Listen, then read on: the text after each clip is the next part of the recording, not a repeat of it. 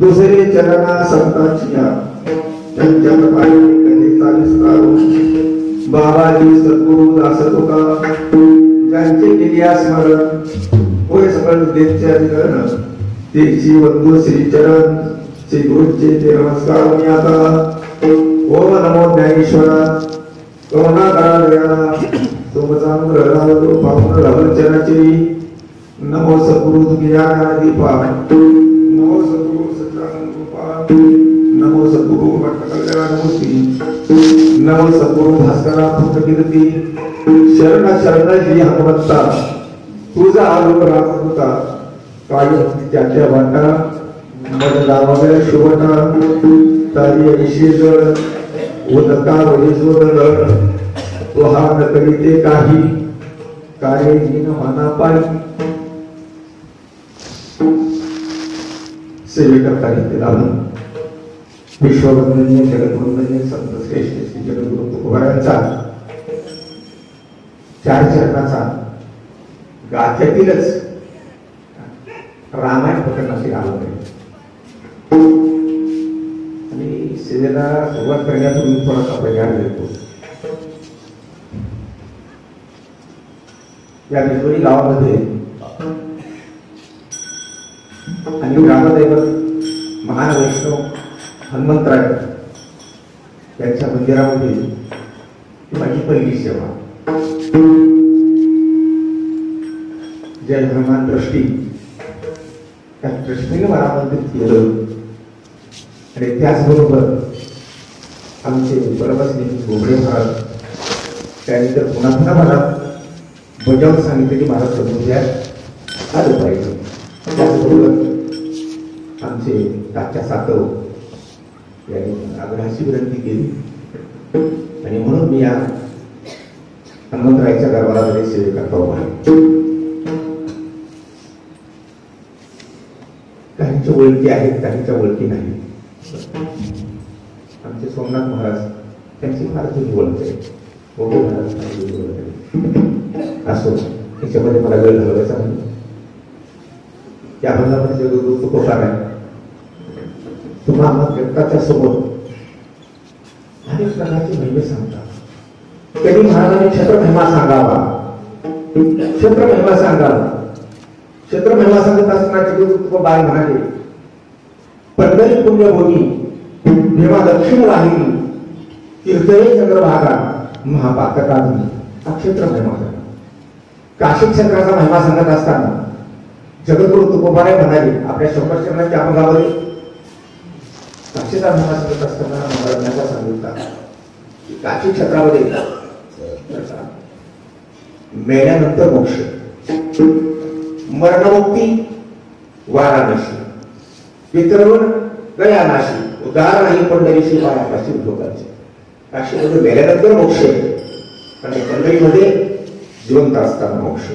क्षेत्राचा महिमा क्षेत्राचा महिमा सांगत असताना पुढं जगद्गुरु तुकोबार सांगतात की प्रभू भगवान शंकर प्रत्यक्ष काशी क्षेत्रामध्ये करतात. जीवाला उपदेश करतात बोध करतात. कोणत्या जीवाला त्याचा अभ्यास होऊ लागला जो काशी क्षेत्रामध्ये देह ठेवू लागला अशा देह ठेवत असणाऱ्या व्यक्तीच्या कानामध्ये भगवान शंकर उपदेश करतात बोध करतात. तो कोणता बोध आहे? रामनामाचा बोध. महाराजांनी सांगितलं उपदेश करी विश्वनाथ काही वाराणसी प्राणी मध्येमध्ये मरणाचे आणखी राम म्हणे तरी नरगे अंतरी जाईल. म्हणजे हा क्षेत्र महिमा काशी क्षेत्राचा महिमा क्षेत्राचा महिमा. कधी ग्रंथाचा महिमा सांगावा. नामामध्ये श्रेष्ठ ग्रंथ ज्ञानदेवी आणि एकतरी ओबी किंवा गीता.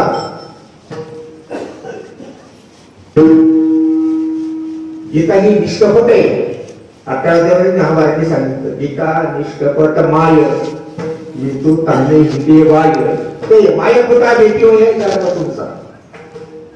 म्हणतात गीतेची माझी ओळखच नव्हती. गीतेची माझी ओळख करून त्यांना कोण असतील तर माझे निवृत्तीनाथ होय. त्या निवृत्तीनाथामुळे मला गीतेची ओळख झाली आणि त्या गीतेवर भाष्य केलं. गीतेची मराठी गीता आली. कधी ग्रंथाचा महिमा सांगावा, कधी क्षेत्राचा महिमा सांगावा, कधी महाराजांनी वस्तूचा महिमा सांगावा. वस्तू एक वस्तू अशी तुम्हाला सर्वांना माहिती, ती वस्तू म्हणजे हिरा. वस्तूचा महिमा सांगत असताना महाराजांनी असा सांगितला, हिरा आयर्नवर ठेवला खरा असावा. बरं का काय पण महाराज खरा हिरा असावा, तो आयर्नवर ठेवला म्हणून जरी मारलं तरी ती हिरा फुटत नाही. तो आयर्नमध्ये फुटून बसत पण हिरा फुटणार. मोठा काचकोर असेल तर तो फुटल्याशिवाय. हिऱ्याचा महिमा सांगत असताना, वस्तूचा महिमा सांगत असताना महाराजांनी असं सांगितलं, हिरा ठेविता ऐरणी वाचे मारिता जो धनी तुझी मूल पडून झाला आणि गर्दीचा भोग चुरा. वस्तू महिमा सांगतात.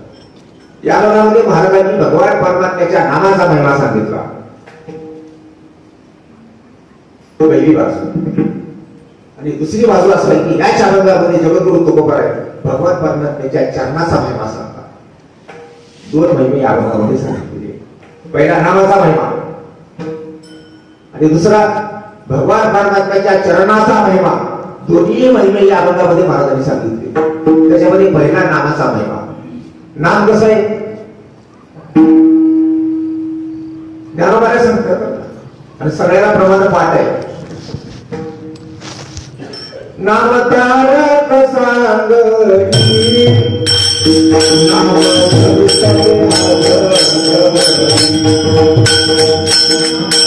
सोमनाथ महाराज जन्म जन्मांतरीची आशीर पुण्य सामग्री तरीच नाम शिवागली येईल श्रीरामाची. धन्य कुळ दयाचे राम नाम स्मरेवाचे दोष हरिरे जन्मते श्रीराम म्हणतात. नाम तारक सांगली चित्रकरण नामना विसरले अर्धगडी तप केले असेल कोणीतरी स्वामी. ते नाम कसं तारक आहे. नाम हे तारक आहे, तारून येते.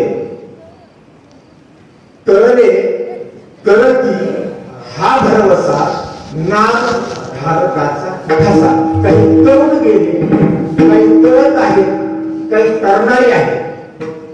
तिन्ही गोष्टी आहेत. काही तरले पहिले तेरला उतरले, तरुणी प्रबोध संत पार उतरले.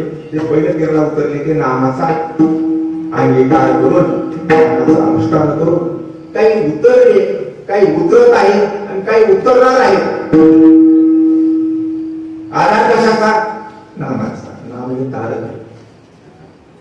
त्याच्यात आपल्याला दोन भाग मांडता येतील नामाबद्दल. नाम तारक आहे.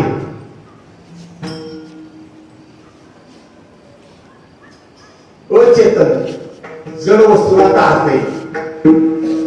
अचेतन जड वस्तूला नाम तारते आणि चेतन वस्तूला पण नाम तारते. आता अचेतन वस्तू कोणत्या? जड वस्तू कोणत्या? अचेतन ज्याला चेतना नाही, ज्याची हालचाल होत नाही, ज्याला कुठलीही संवेदना होत नाही, अशा जड वस्तू आहेत. त्या जड वस्तूला सुद्धा नाम तारते. म्हणजे चेतन वस्तूला नाम तारते, तसं चेतन वस्तूला तारते. आता चेतन वस्तू कोणत्या? चेतन वस्तू तुम्ही आहे. तुमच्या आमच्याकडे चेतन आहे, हालचाल आहे, खाणं पिणं आहे, ऐकणं आहे, बोलणं आहे, चालणं आहे, बघणं आहे. सगळं आहे. कवी ऐकवी पीक नारायण नको चाले हे शरीर कोणाची असं कोण बोलले आहे. म्हणजे ज्याची सत्ता आतमध्ये आहे म्हणून आपण खातो, पितो, चालतो, बोलतो, सर्व कर्म क्रिया करतो आपण. पण आपण चेतन आहे. आपण कसा चेतन आहे. नाम चेतनाला सुद्धा तारतो आणि नाम अचेतनाला सुद्धा तारतो. चेतन वस्तू तुम्ही आहे. चेतन वस्तू म्हणजे एक वस्तू अशी होती, ती वस्तू 4 पायाची. किती पायाची? अचेतन म्हणजे जड वस्तू, जड वस्तू, चार पायाची वस्तू, त्या वस्तूचं नाव होतं गजेंद्र. जड प्राणी बरं. मला वाटतं पूर्वकथा कळती आहे.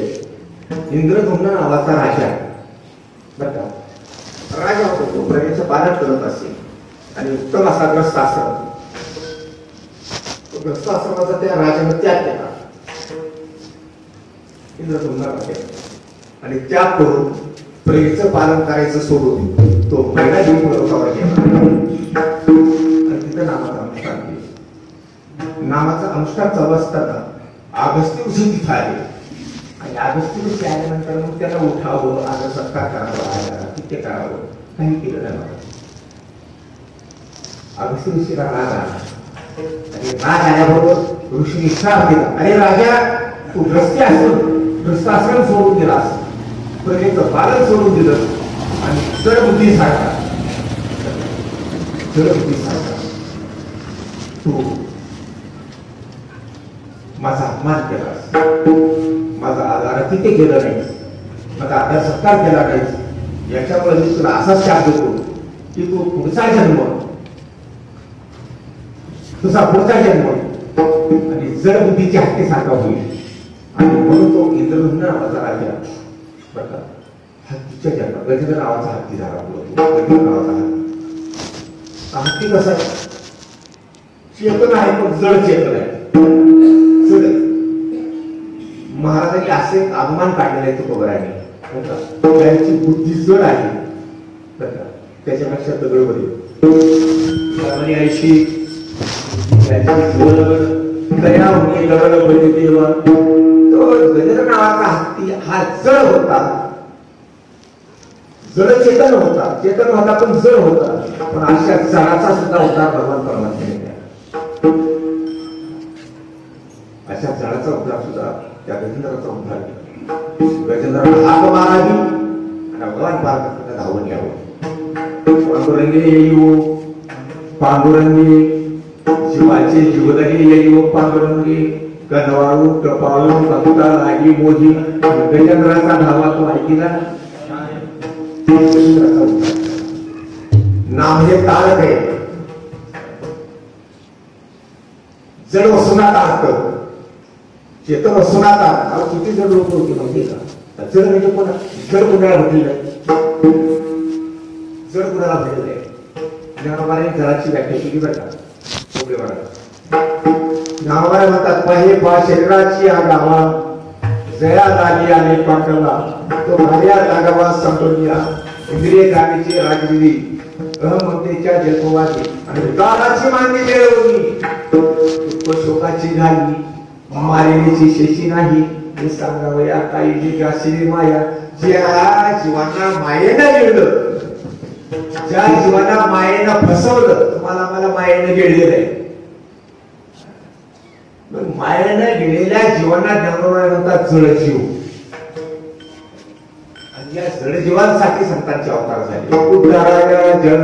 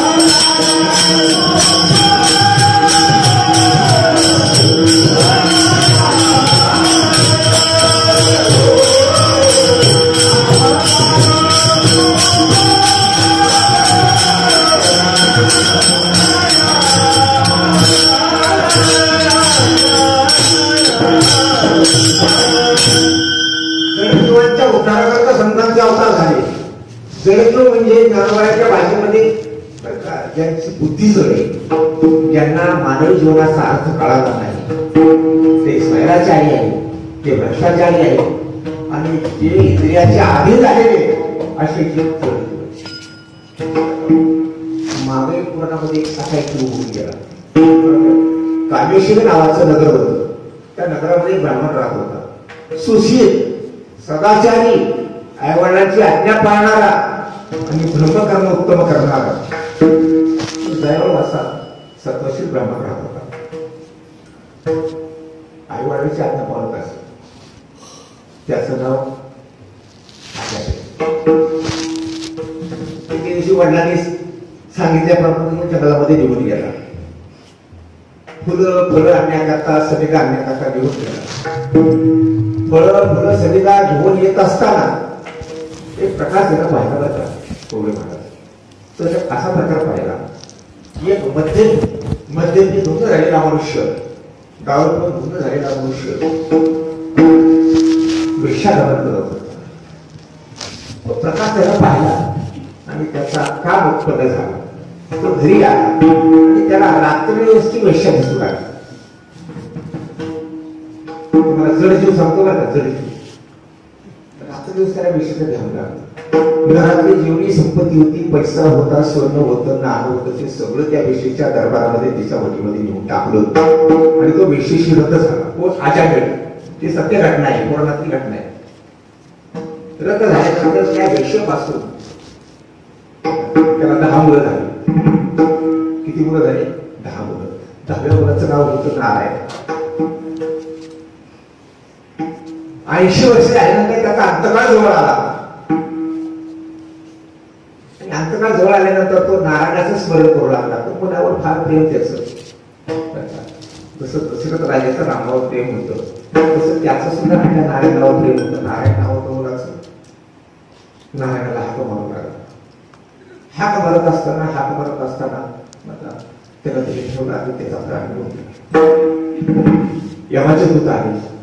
पाश टाकला आणि पाश टाकल्यानंतर त्याला घेऊन जाणार एवढ्यामध्ये विष्णूचे दूत आले आणि विष्णूच्या दूताने पाहिलं तर अंतकाळाला तो नारायणाचं स्मरण करतो.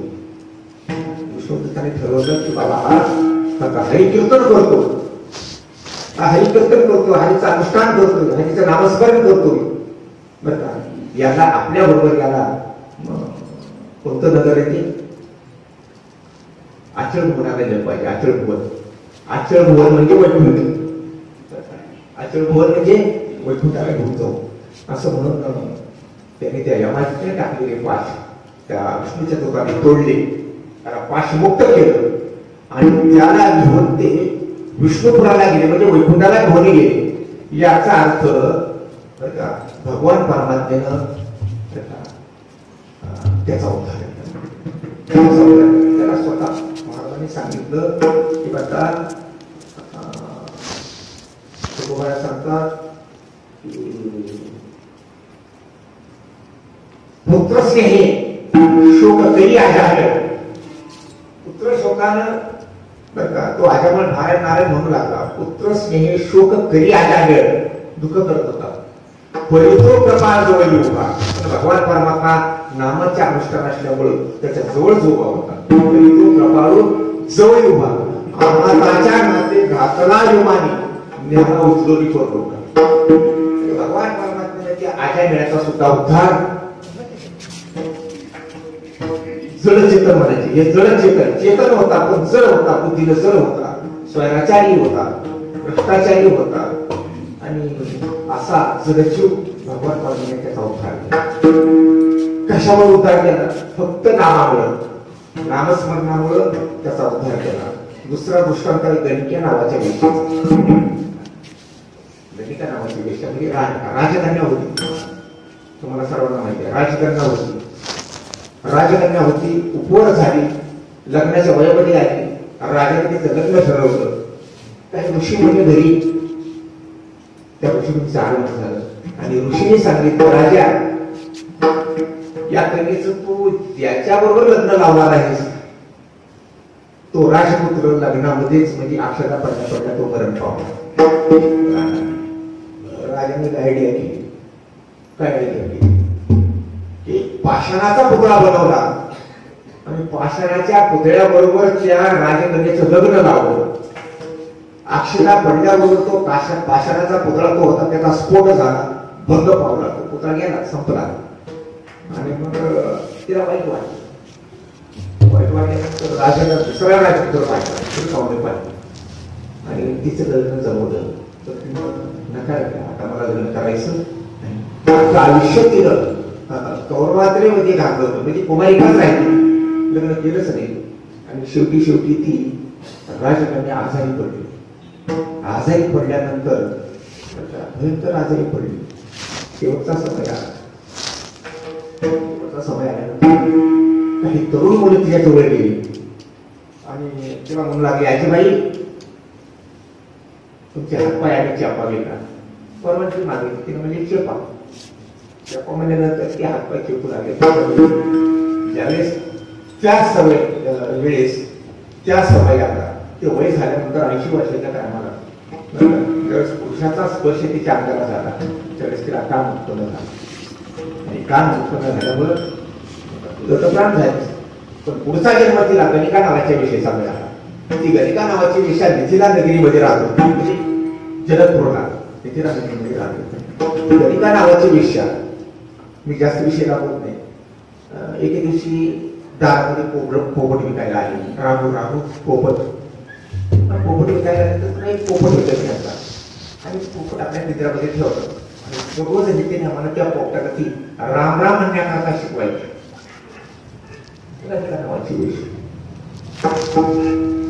राम नामाचं त्या पोपटाला शिक्षण देत देत देत देत तिचं आयुष्य संपलं.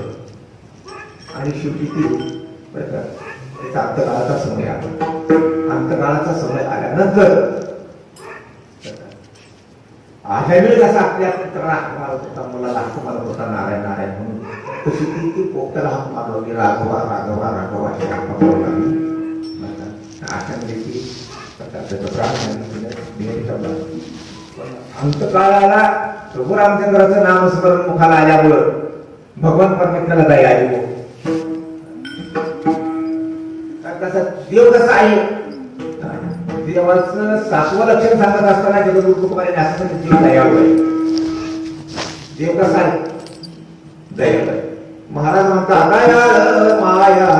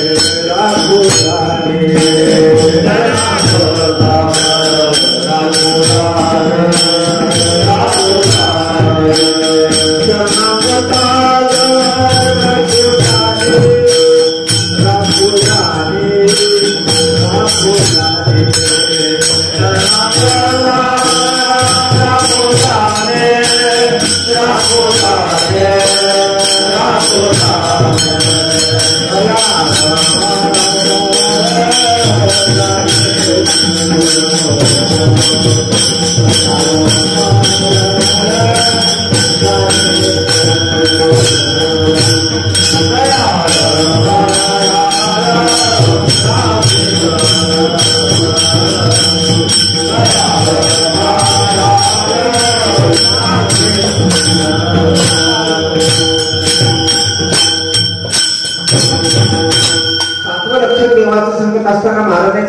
देव दयाळू आहे. दयाळ मायाळ जाणे कळवळा आणि शरणगताला जातो जाणे किंवा देव दयाळ करी तुझ्याचा सांभाळ. दया आहे देवाला. 1608 नंबरच्या आरंभामध्ये बघा बोबडे महाराज बोलले बंदिली राजा मेळ विषादनिकाची कैसी कुणी बांधली यमन पाशा बांधली. बंदिली राजा मेळ विषादनिकाची कैसी. महाराज सांगतात मारली हात धाके कळले माय बापाशी. तिनं पोटाला हात मारली आणि तिनं पोराला हात मारली. पण कळलं कुणाला? रमण परमात्म्याला कळलं. कारण का राघव हे माझंच नाव आहे, नारायण सुद्धा माझंच नाव आहे. तर राघव आताच आहे, हा पशु आहे, पण मी राघव अनादी आहे, मी नारायण अनादी आहे. माझं नाव सरळ केल्यामुळे मग त्याला देणार आता कपाली कैसी त्याने देशी वैकुंठाशी गेली. अंतकाळी गरी की पक्षियाच्या छंदे राम राम पद उच्चारले. मग त्या दिनानाथा कृपा आली कैसी त्याने देशी वैकुंठाशी गेले. तिसरं उदाहरण आहे शबरीचं. शबरी म्हणजे वाचता येत नव्हतं, लिहिता येत नव्हतं, शास्त्र कळत नव्हतं, वेद कळत नव्हते, नियम कळत नव्हते, कुठलं अभ्यास नाही, कुठलं ज्ञान नाही, काही नाही, फक्त नामस्मरण. पण ती गणिकातर तारलीच तारली. पण आमची शबरी नावाची पिढी सुद्धा नाही. महाराज म्हणतात ज्यांचा देवानं अंगीकार केला, ज्यांना भगवान परमात्म्याने आपल्या जवळ घेतलं, ज्यांच्यावर भगवान परमात्म्याने कृपा केली, ज्यांच्यावर देवानं दया दाखवली, त्यांचा अंगीकार केला, ते लोक कशी होते? निंदे होते, निंद्य. आज शास्त्रानं निंद्य ठरवला. तुकोबारा म्हणतात जे निंदिले शास्त्रे वंदे झाले नाममात्रे. अरे शास्त्राने निंदा केली आजाण्याची, शास्त्रानं निंदा केली कुणाची? कणिकेची, वेश्येची, कुंडिनीची. शास्त्रानं निंदा केली शबरीची. पण जे शास्त्राने जे निंदून टाकली होती, बाजूला टाकली होती, जे प्रायश्चित्त सुद्धा त्यांना शिवण्याकरता तयार नव्हते. प्रायश्चित्ताने सोडून दिला होता अजामेळ. इतका अजामेळा पापराशी नाही मेला. प्रायश्चित्त सुद्धा त्याला शिवण्याकरता तयार नव्हते. किती अवघड आहे. वाल्या कोळ्याला प्रायश्चित्त शिवण्याकरता त्याच्या जवळ येण्याकरता सुद्धा तयार नव्हतं. एवढा निंदे ठरवला शास्त्राने. पण जेवढे लोक निंदे ठरवले ते वंदे झाले, ते निंदिले शास्त्री वंदे झाले नाममात्रे. म्हणून महाराज सांगतात देव दयाळू आहे. चेतन जळ वस्तू सुद्धा उद्धार करतो नाममात्रे. म्हणून महाराज सांगतात आजामेळा बिदली ताई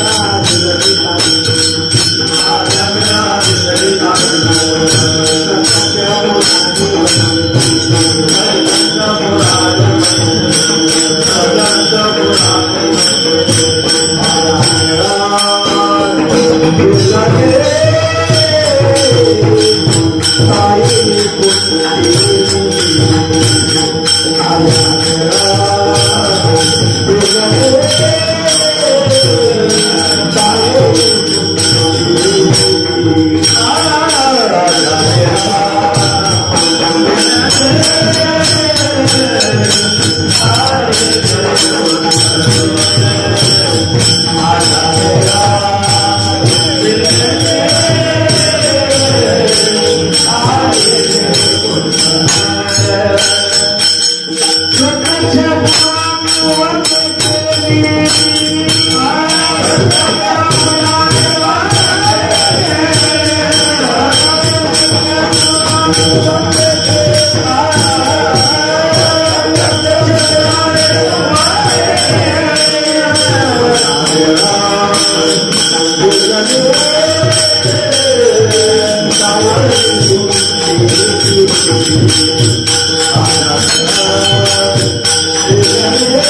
you.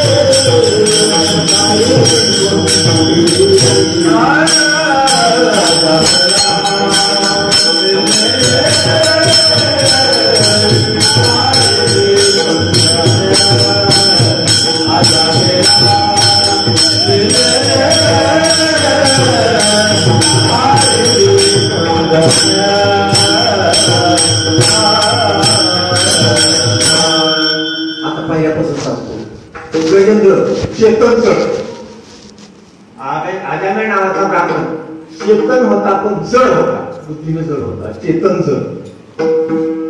त्याच्यानंतर कोण गणिका चेतन जड, शबरी चेतन जड, असे चेतन जड असणारे जीव सुद्धा देवानं काढले नाममात्रे. जे जे शरण आले त्याची आपण गेले आणि पवारे विठ्ठल शरण आले ते समानाची केली नाही विचारिले गुणदोष कोणाचे, कोणाचाच गुणदोष देवाला विचारला नाही, त्याला तारलंच नाममात्रे करून तारलं. आजानाचा दोष होता पण देवाला दोष विचारला नाही. गणितेमध्ये दोष होता पण दोष देवाला विचारला, दोषाचा विचार केला नाही. गजेंद्राचा सुद्धा दोष होता पण त्या दोषाचा विचार केला नाही. कोणाच्याही दोषाचा विचार देवाला केला नाही. ते लोक तारले, चेतन जड तारले. आता अचेतन जड, अचेतन जड सुद्धा देवाला तारले नाही असं नाही. प्रभू रामचंद्र, लक्ष्मण, सीतामाता, सुग्रीव, जांबवंत, गंगामाधन म्हणजे सगळे माणूस यांना समुद्राच्या तीरावर गेले आणि समुद्रानं नाना कबूल केलं. कशा करा मी तुम्हाला शेतोबंधना करता मी तुम्हाला सहाय्य करेन. समुद्रानं कबूल दिली, शेतोबंधना करता मी तुम्हाला सहाय्य करेन. कोणतं सहाय्य करेन?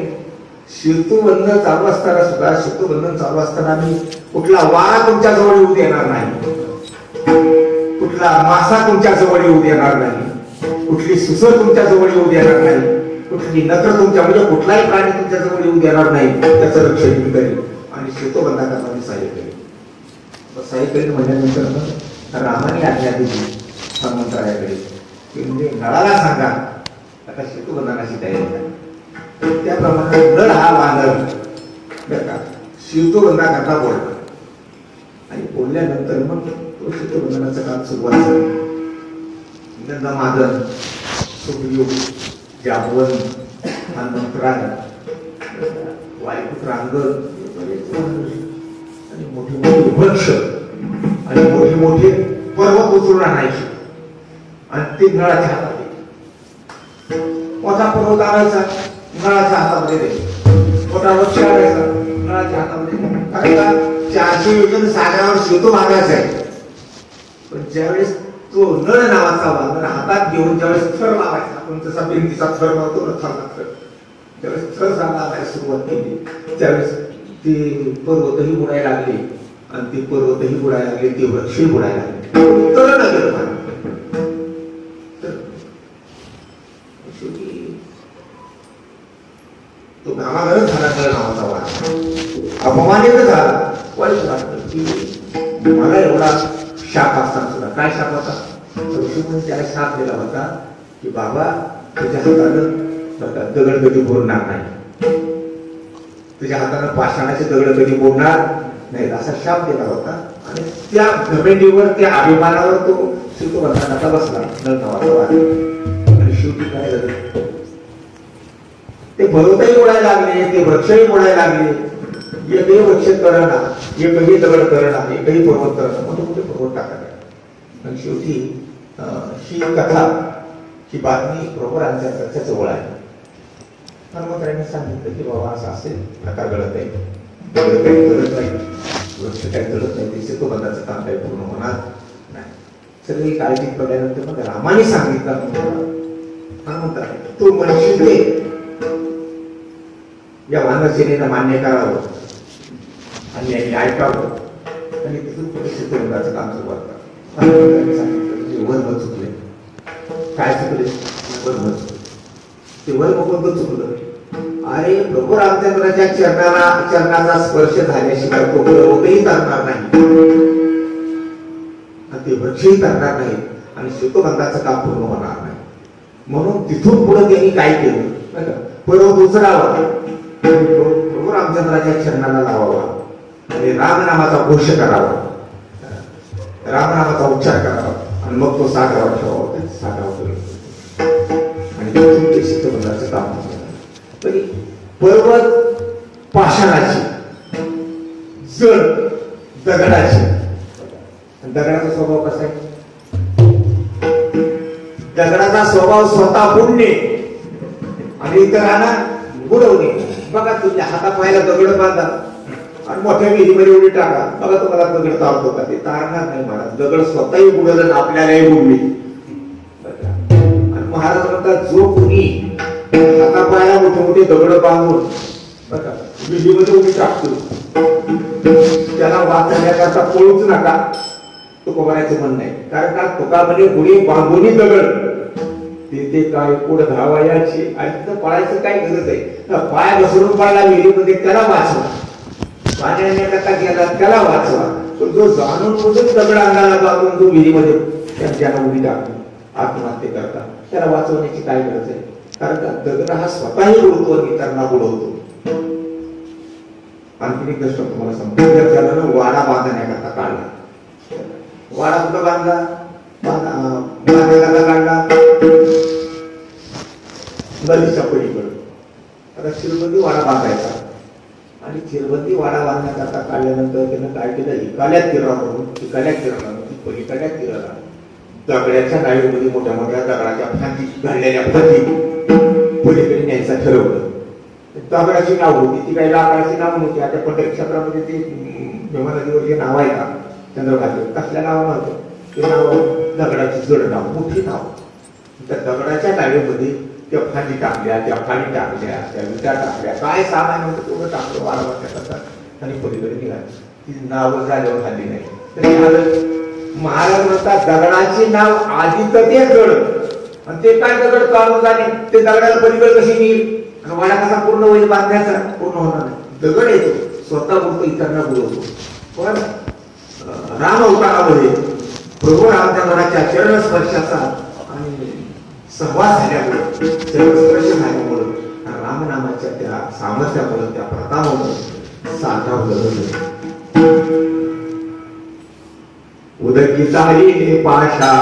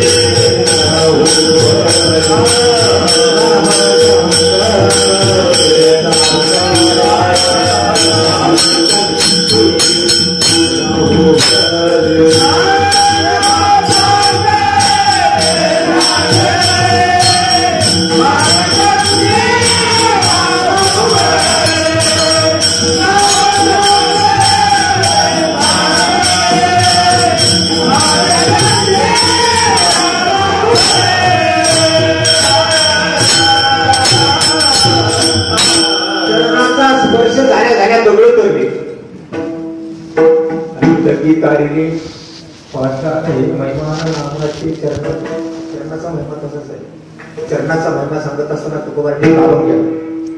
चरणाचा महिमा हा तुकोचा पुरुषोत्तम. कोणता महिमा आहे भगवान परमात्म्याच्या चरणाचा? अंग पारखी माणिके आणि बोलणीशी स्पष्ट होती. अरे देवाच्या चरणाची कृपा झाली, पायाची कृपा झाल्यानंतर आंधळा माणूस सुद्धा हिरे तपासत. माणिक निवडून आंधळा मनुष्य हरभऱ्याच्या टोपल्यामध्ये टाकलेल्या माणिक, हिरा, मोती सगळं बाजूला केली. पण कधी? देवाच्या पायाची कृपा झाल्यानंतर. अंध भारूची माणिके आणि बोलणीशी स्पष्ट होती. अरे मुका सुद्धा माणूस स्पष्ट बोलायला लागेल, पण कधी? देवाच्या चरणाची कृपा झाल्यानंतर. चरणाचा महिमा हा तो तुझ्या पुरुषोत्तमा. अंधकाराची मालिके बोलवशी स्पष्ट होती. उल्लंघनाची पांगुळगिरी. देवाची कृपा झाल्यानंतर पांगुळ माणूस सुद्धा मेरू पर्वतावर पलीकडे जाईल. उल्लंघिती पांगुळगिरी मुखेकडे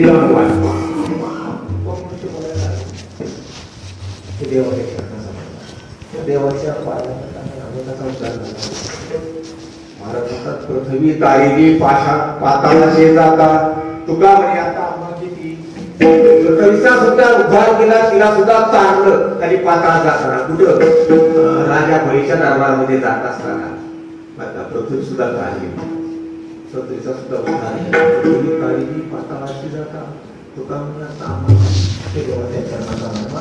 आणि म्हणून महाराज सांगतात देवाचा चरणाचा महिमा असा आहे की जड वस्तू सुद्धा चालतो, म्हणजे चेतन वस्तू तारतो आणि अचेतन वस्तूला सुद्धा तारतो. त्यामुळे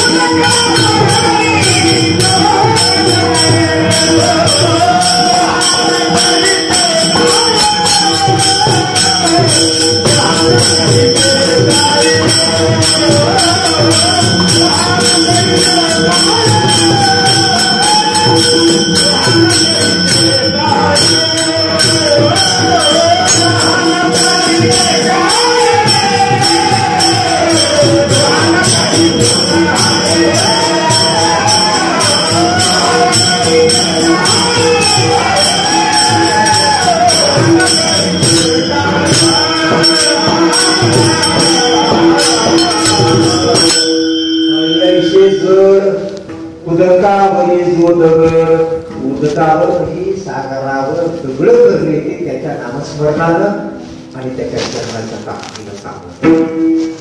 भगवान परंपरा काय करता येत नाही. जसं तुकोबारा म्हणतात का नाही, ज्ञानोबारांना काही करता येत नाही, करील ते काय हे महाराज पहिली पाहिजे सुद्धा नाही परमात्म्याला काही करता येत नाही. तर तू अन्यथा करतो तीही शुद्धी त्याच्यामध्ये. जगाचा मालक आहे, जगाचा धनी आहे, ब्रह्मांडाचा मालक आहे, त्या सर्व सत्ताधीश आहे, त्याला काही करता येत नाही.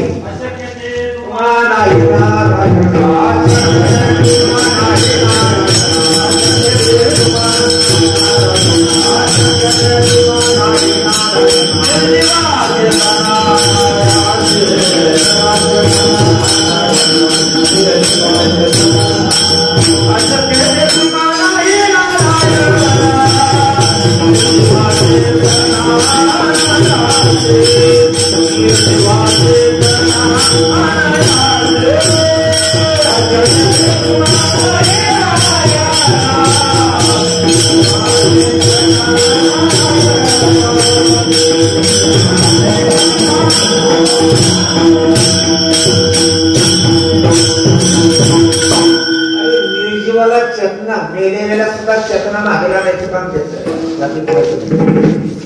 निर्जीवाला नाही.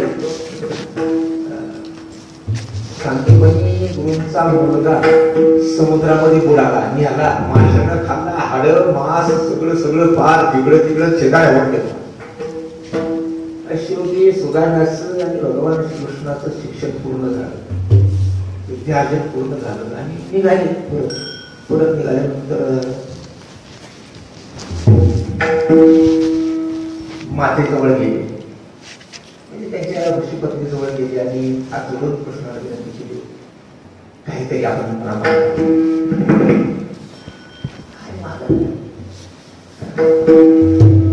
एक मुलगा होता, तोही काळा नाही घेऊन गेला. कुणासाठी मागायचं, काय मागायचं, लई साठी घेतल्यानंतर मग ती साधीपणी पत्नी म्हणाली की देवा माझा गेलेला तुला परत आला देव गेले, भगवान परमात्मा गेले, हाड मांस सगळं तिकडं गेलं, सगळं गोळा केलं आणि त्या जीवामध्ये मला चेतना आणली आणि तो मृत करून पुत्र आणला आणि तुम्हाला केला गंधर्वास. देवाला काय असे केले हे मला सांगायचं की देवाला काही करता येत तरी ते काय मला कसं जनावरांना काही करता येत. चाललेली जळलेली रेड्यामुखी भेद बोलविला, तसं भगवान परमेश्वराला करण्याकरता काही अशक्य नाही. अशक्य ते तुम्हाला नाही. महाराजांना निर्जीवा चेतना आणावं आणि म्हणून महाराज म्हणतात तो हा दैत्य नाही का, काय करता येत नाही. मला सांगा तुम्ही पशु काय पाप पुण्य जाणे ती उत्तम मध्यम. पशुना काही देव कळतो का, पशुना एकादशी कळते का, पशुना शनिवार कळतो का, पशुना सोमवार कळतो का, एखादा सोमवार माहिती नाही, शनिवार माहिती नाही, गुरुवार माहिती नाही, कधी चालत असत काही कळत नाही, काही कळत नाही. पण राम अवतारामध्ये ज्यावेळेस भगवान परमात्मा ऋषी मुनींना भेटी देण्याकरताच अवतार होता. अवतार कशा करता होता, अवताराचे अनेक कारण सांगता येतील, राम अवताराचे भरपूर कारण आपल्याला सांगता येतील. आहे तुका म्हणजे धर्मसंस्थापने केला नारायणी अवतार, किंवा तुका म्हणजे तुझं होय नारायणी दया सुखू, तुका म्हणजे तुझं म्हणते वैदिकी पुराणे आणि होय नारायणी धर्माच्या रक्षणाकरता अवतार होता. एवढंच नाही तर ऋषी मुनींना भेटी देण्याकरता तो या अवतार होता. म्हणून महाराजांनी बाळशास्त्रीमध्ये एक प्रमाण टाकलेलं आहे, काय ऋषी मुनी भेटी दिली नारायणे आणि ते कारणे भोग केली आणि काय अवताराची. ज्यावेळेस भगवान परमात्मा वनामध्ये फिरू लागले त्यावेळेस काही कोल्यांनी, काही लांडग्यांनी, काही वाघाने देवाला पाहिलं. आता जंगलामध्ये फिरणारी प्राणी, काही हरणाने पाहिलं. त्यांनी पाहून त्यांना देव कळाला नको.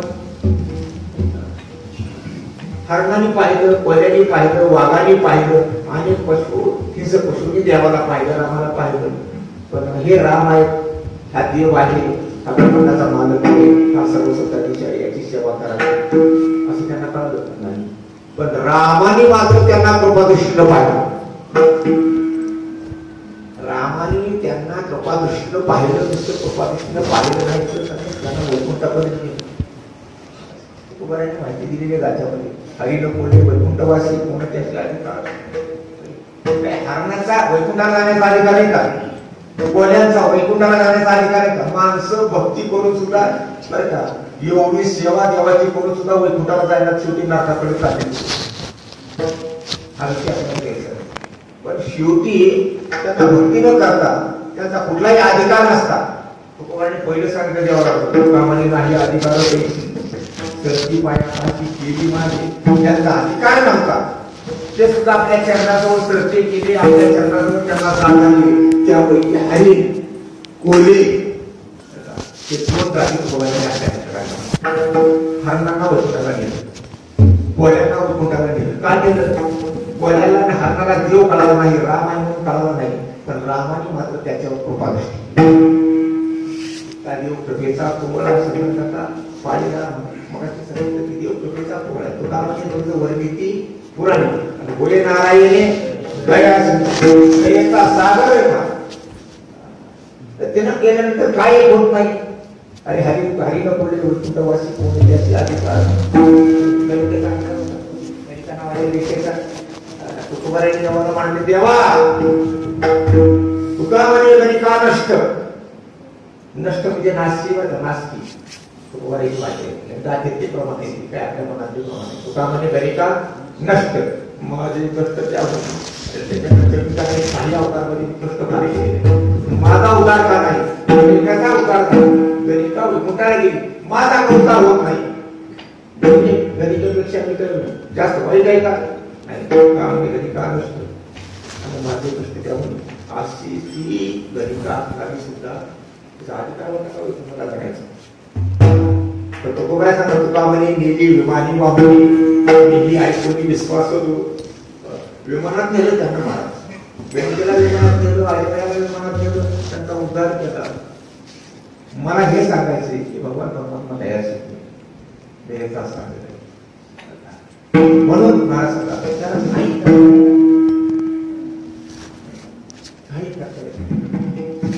शरणांचा वज्रपंजर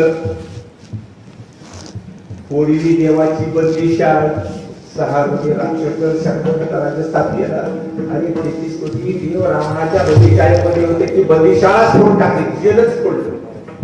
नक्कीमध्ये असणारे जेल फोडलं, जेल होते एवढा कारागृह फोडला. सगळ्या देवाचे सुख आहे. त्याच्यामध्ये नवग्रह सुद्धा होते. नवग्रह नाथ महाराज वर्णन करताना असे म्हणाले की जो देवाची बंद तोडी,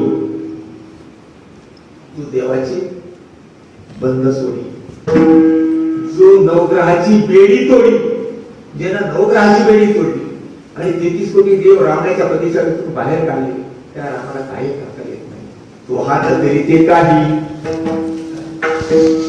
पुन्हा जगाला मानणार महाराज विचारला कार्य एवढं सोपं असताना सुद्धा, एवढा आरामदायक असताना सुद्धा, एवढा कृपाळू असताना सुद्धा हरणाचा कोल्ह्याचा रामाला उद्धार करावा, तुमचा करू नये असं काही ठरलेलं आहे का? काही ठरलेलं आहे का? नाही. पण तुम्ही त्याच्या चरणावर लीन होत नाही, तुम्ही त्याला शरण जात नाही आणि म्हणून ही भांडण कार्य लीन माना पाहिजे. तर लोक देवाची सेवा का करत नाही, देवाला शरण का जात नाही? त्यांचा भ्रम आहे. त्यांचा भ्रम असा आहे कसा की आपल्या घरातलीच माणसं आपल्याला सोडवते, आपल्याला बायको सोडवत, आपल्याला बाप सोडवत, आपल्याला मुलं सोडवतील, आपल्याला धीर सोडवतील, आपल्याला भावदाया सोडवतील, आपले आपले इष्ट आपल्याला सोडवतील. हा भविष्याचा भ्रम आहे, म्हणून आपल्या शरण जात नाही. तुकोबारायांना हेच आश्चर्य वाटतं आणि म्हणून महाराज म्हणाले वाटे या जगाचे थोडं आश्चर्य काल तरी विचार संहिताचा कोण गमायचा आहे शेवटी कोण कामा काय जमल यांच्या पोटामध्ये. हे कुणाच्या आधारावर बसून राहिले, हे कुणाच्या आधारावर राहिले, कोण जाणे कुणाला माहिती. लोक देवाचं चिंतन करत नाही, देवाला शरण जात नाही. आणि म्हणून महाराज सांगतात चरण जाऊ दारा मानव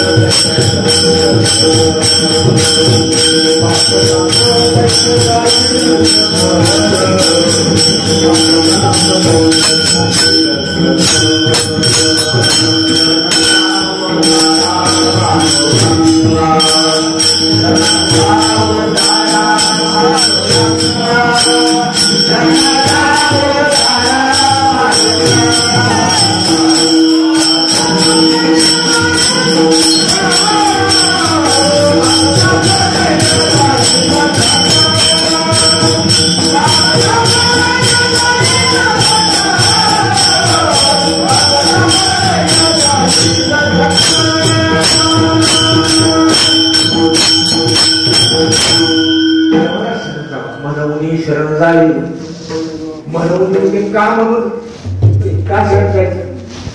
जे आपल्या अंगामध्ये ताकद नाही, जे अंगामध्ये आपल्या सामर्थ्य नाही, तो भवसागर, तो भवसिंधू सहजरित्या आपल्याला प्राप्त येतो आणि करून जाता येतं. पण ते देवाच्या नामस्मरणाने देवाला म्हणून शरण जायचे.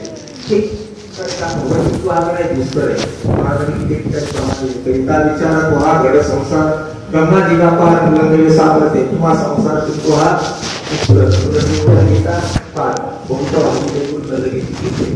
हा जन्मामध्ये रूपी संसार हा करोकालीस घडी नाही.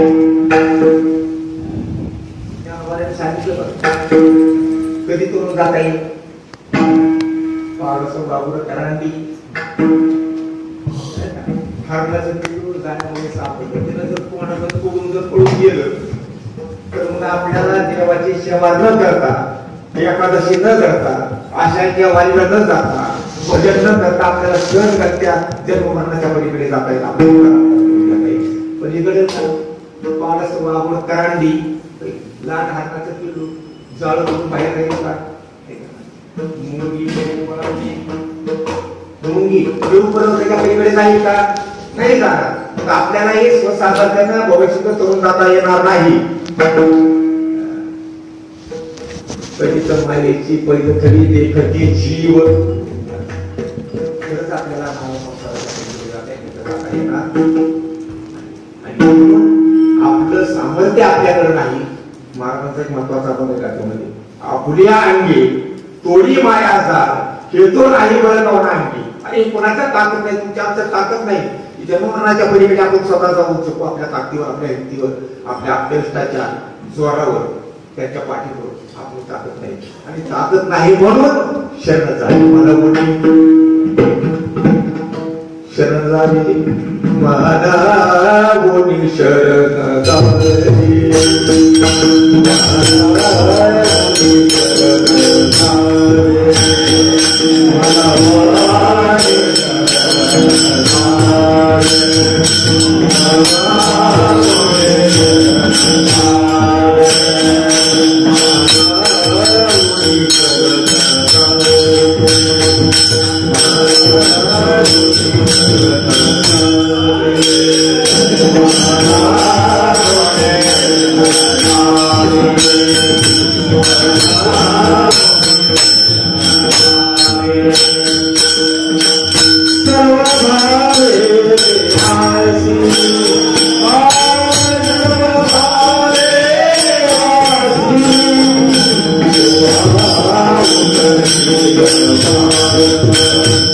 Oh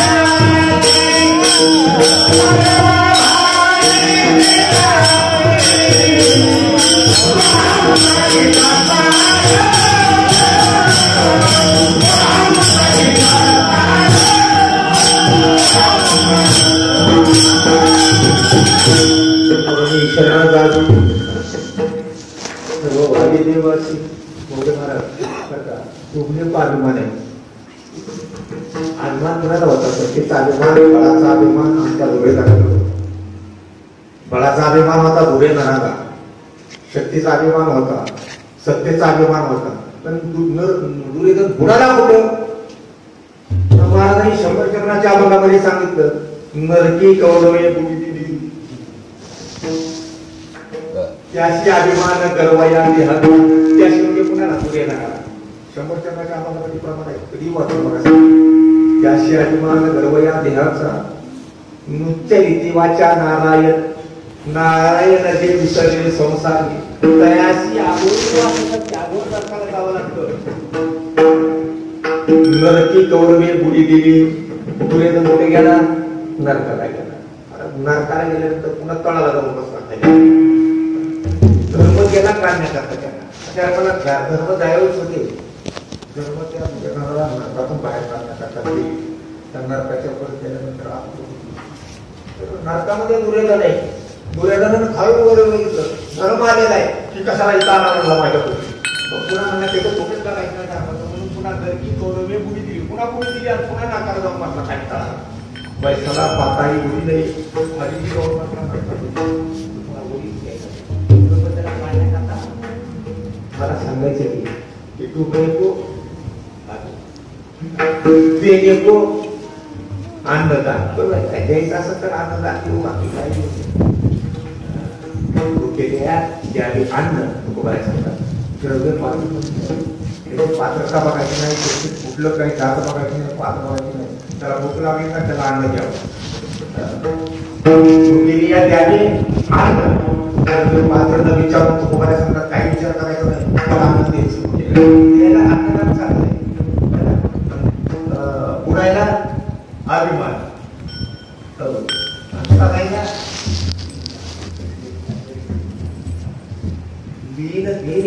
सार उतरावया पार वाहे माता भारत पुन्हा म्हणजे वाहुनी. आपण नुसतं आपल्या डोक्यावर अहंकार द्यायचा नाही, सत्तेचा अहंकार आहे, ज्ञानाचा अहंकार आहे, विद्वत्तेचा अहंकार आहे. अहंकार टाका तुका म्हणजे भारत माता टाका ती पहिला अहंकार टाकून द्या. कोणाला अहंकार गोवा लोक असू द्या, भारत लोक असू द्या, त्याला वाटतं माझ्या अहंकार पुढे द्यायचं.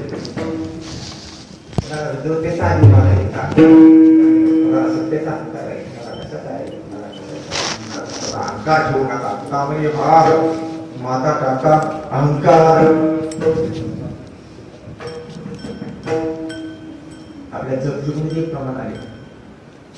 नका देऊ भारत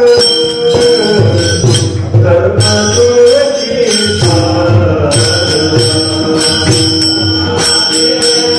भारत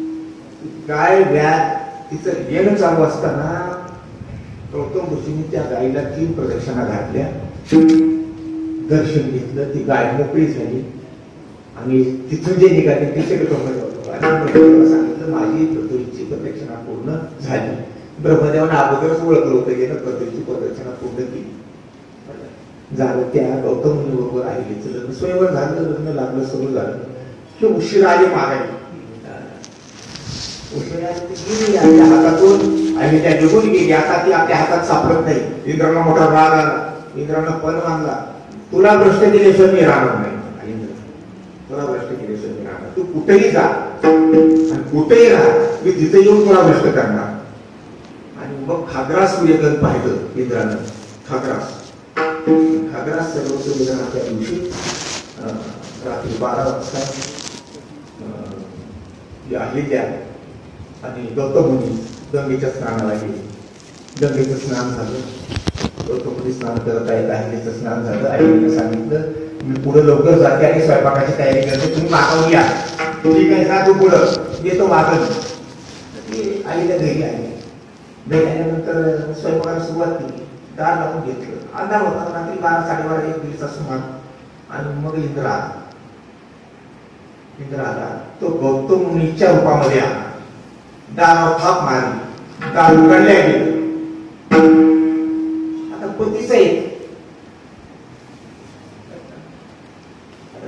नंतर पतीची माता नाम सोडून त्याचा भोग घेतला. आणि भोग घेतल्यानंतर ज्यावेळेस इंद्र बाहेर निघाला त्यावेळेस गौतम मुनी दारात होते. आणि गौतम सगळ्यांना कथा माहिती आहे. आणि गौतम मुनींनी इंद्राला ओळखलं. प्रिय म्हणजे तू इंद्र आहेस, तू माझ्या यशामध्ये माझ्या रूपामध्ये माझ्या आईचा भोग घेतला. तुझ्या अंगाला हजारो भेद पडते. त्याला शाप दिला आणि तिलाही शाप दिला.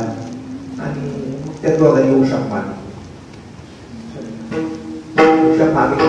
मग इतरांना उशाप दिला. बस तुला 1000 भोग पडतील असा मी तुला शाप दिलाय. तर त्याचा उशाप असा आहे की तुझ्या अंगाला 1000 वेळे तुझ्या अंगाला पडतील. 1000 वेळाचा तू इंद्र आहे. आणि अहिल्याला पण उशाप दिला की 5000 वर्षाच्या नंतर अयोध्येमध्ये प्रभू रामचंद्र ज्यावेळेस अवतीर्ण होते धर्मरक्षणा करता, त्यावेळेस ते फिरत वनामध्ये आल्यानंतर मग त्यांच्या आचरण तुला उतारलो. आणि मग त्याप्रमाणे रामाला सुरुवात झाला. राम वनामध्ये आले आणि विश्वामित्रांना जनकपुरीहून मिथिला नगरीहून आणि आमंत्रण आलं सीता स्वयंवराचं. सीता स्वयंवरात असताना वाटेमध्ये उशिरा पडलेली. विश्वामित्राने सांगितलं रामा या रस्त्याने नाही जायचं, या रस्त्याने जायचं आपल्याला. आणि मग विश्वामित्रांना लक्ष्मणाला घेऊन त्या रस्त्याने निघाली. आणि त्या रस्त्याने निघाली असताना त्या वाटेमध्ये 5000 वर्षापूर्वी पडलेली आणि त्याचा उद्धार शिला सेतू बांधीला आवलिळा ते सांगत एक प्रभू रामचंद्रामध्ये आहे. म्हणून महाराज म्हणतात शिळा होती मनुष्य झाली, थोर कीर्ती वाखाली, लंका जळे गेली हनुमंत काशाने, शिळा मनुष्य झाली. ज्याच्या चरणाची झाली, ज्याच्या चरणाची झाली,